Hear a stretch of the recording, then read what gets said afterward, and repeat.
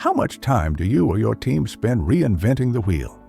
Every new report or slide often means starting from scratch, formatting charts, setting up tables, and trying to remember the company's official color scheme or specific patterns. XLBuddy's library can act as your central hub for solving this problem. Think of it as a dedicated database that can store your custom elements for further reuse. You can use it to store your custom reports, formulas, slides, or presentations, to use them later or share them with other team members. Library has two separate databases, one for Excel and one for PowerPoint. They are technically the same, but they store different types of elements within them. There are various features of the library module, and they are common for the Excel and PowerPoint versions. You can access the library by clicking the Library button on the ribbon. A new window will appear. Library consists of the personal and shared sections, which we will discuss during this tutorial. You can create multiple folders, rename them, rearrange, and search through anything. Now, we will describe the basic features, so you will know what you can do with this awesome module. You can add folders to the library. To do it, right-click on the main folder icon and click Add Folder. After setting a name and clicking OK, your new folder will be created. You can create folders within folders however you want. If you make a mistake or want to rename the folder, right-click on it and select Change Name. After confirming the new name, it will be changed. To delete the folder, which you don't need, right-click it and choose Delete Folder. Be advised that all elements within that particular folder will be deleted and you will not be able to retrieve them. If you want to keep them, you need to move them somewhere else or export them and import back again. To add a new item to the library, right-click on the folder that will hold the newly added element and click Add New Item. Then you will need to choose what you want to add, depending on your need and selection. When a shape is selected, you cannot add range, so you need to make sure that you selected a correct item and then click the correct button. Excel Library allows you to store and retrieve the following elements: workbooks, full Excel files with everything inside. Ranges. You can store selected range with all internal settings. You can use this particular element to store financial modeling blocks, formulas that you frequently use but forget, your created tables, blank report templates, and more. Shapes. Here, you can store any of the built-in shape from Excel. Images. You can store any kind of image either directly from Excel or from external file, like logos, infographics, trademarks. PowerPoint Library, on the other hand, allows you to store and retrieve the following elements: presentations, full PowerPoint presentations with everything inside. Slides, complete slides with all elements and animations. Shapes, all kinds of PowerPoint shapes with their attributes and formatting. Images, you can store any kind of image either directly from PowerPoint or from external file, like logos, infographics, trademarks, etc. There are theoretically no limits as to how many elements you can store in the library, but please be aware that storing tens of 200 megabyte Excel or PowerPoint files might slow down this module. Still, we have heavily optimized the performance, so for any realistic use cases, you will not reach the maximum possible capacity.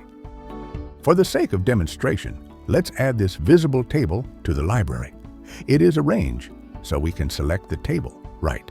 Click our new folder, select Add New Item, and Selection as Range. After typing in the name for our new element, the table will be added to the selected folder. When you click on an item, you will generate a preview of it in the center part of the library window, and as we can see, it is indeed our table. You will also see who added this item to the library, when and any notes that are added to the item. To remove an item from the library, right-click on an item and choose Remove from Library button. Once your items are in the library, you can edit them. To do it, right-click on the item you want to edit and click Modify Item button. You will be presented with a dedicated screen where you can modify some of the item properties. On this screen, you can edit the item name, add a note, and also add tags. Tags can be helpful for your searches. For example, you can store multiple different table designs and add specific tags to them. This will help you when you want to find that one particular table, and the names are not explanatory enough. To add a tag, click on the Add Tag button. Type the name, and it will appear in the box. Once your changes are done, you need to save them by clicking the dedicated button in the top right corner of the window. When you have many different items in a library, you might want to use Library Search functionality. To activate it, click on the magnifying glass button. You can search your library using many different attributes: name, note, author, type of an item, or specific tag. These options allow you to greatly narrow down your search. Once you choose some options, click Search button.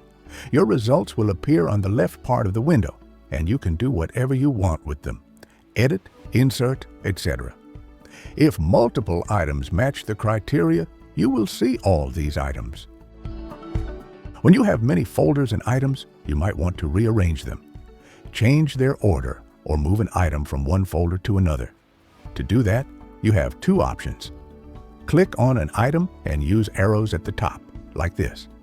Drag and drop specific item from one place to another. Both options will give you the same result. Use the one which is more convenient for you. To insert an item from the library, simply right-click on it and click Insert from Library button. Item will be inserted from the library into the Excel or PowerPoint, or opened if you decide to insert the Excel workbook or PowerPoint presentation. If you insert range, slide, shape, etc., they will be inserted into your active selection.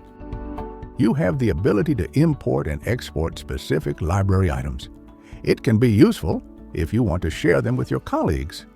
To export an item, click the Export button at the top of the library window. Then you will be presented with the list of all library items. You need to select which items you want to export, or click Select All Items if you want to export the whole library. Once you select the items, click Export Selected button.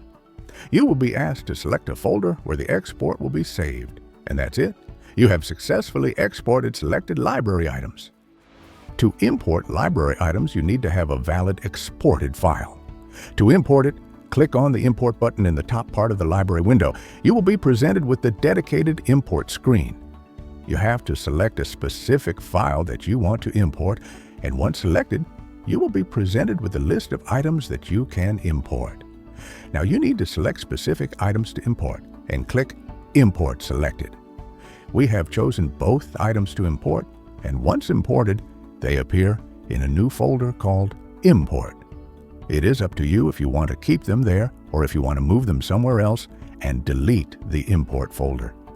We recommend to move the items somewhere else, wherever appropriate, and to remove the import folder entirely. As we mentioned, XLBuddy's library has two modes: personal and shared.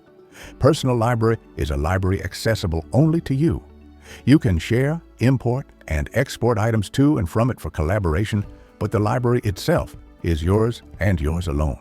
The shared library can be created anywhere the creating user has access to and then connected to by multiple users, for example, team members. It can open multiple different ways to collaborate with your reports, visuals, tables, etc. In Library window, at the start, you have two options: to create a new shared library or to connect to the existing one. To create a new library, you need to define the following elements: visible name. It will be shown in the library window. Location, where the library file will be created and stored. Administrator credentials, name, login, and password. Please note that there are some basic security measures built into the library: logging system, basic encryption of some elements, password hashing, and others. But you should keep your library files secure. You should think about the library files like about any other Excel file. Once all details are set, click Create a New Shared Library button. After a few seconds, a new library will be created and you will be logged in as an administrator. The library will behave exactly like the personal library, with the distinction that it can be accessed by other users if they know the location, they have a dedicated username, or they know the admin credentials, which they should not. They have access to the file set in your Windows, OneDrive, etc.